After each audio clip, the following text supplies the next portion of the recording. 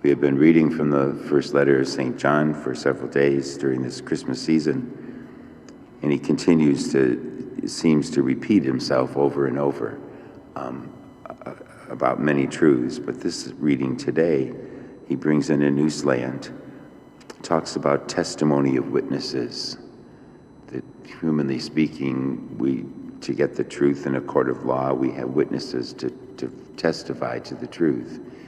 And speaking of Jesus, he says so strongly that God is his witness. God said at Jesus' baptism in the Jordan, "This is my beloved Son, listen to him," the very witness of God. And then, of course, Jesus' works and acts that he did during his life and his miracles all testify to who he is. And what he points out here today is that God gave us eternal life, and this life is in his Son.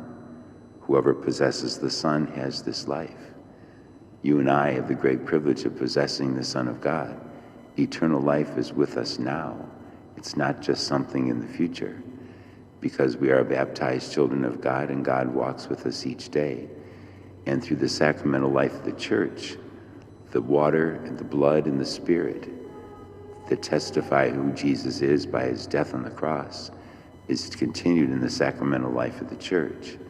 And so by our receiving the sacraments of baptism and penance and Eucharist, we are participating in eternal life with God.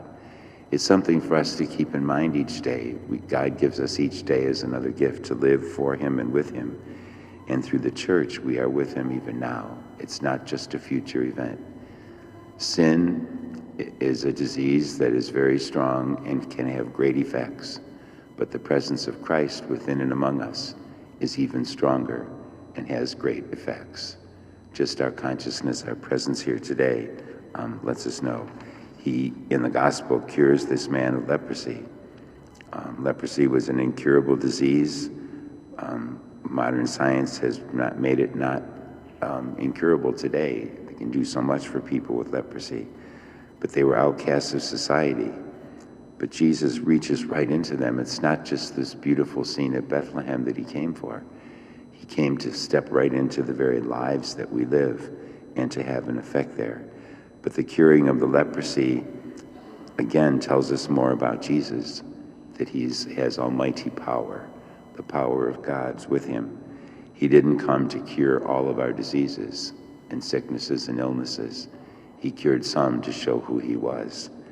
Ultimately, the Lord helps us to get through the difficulties of life because he walks with us, and that's what we need to remember. Let us stand and offer our prayers and petitions.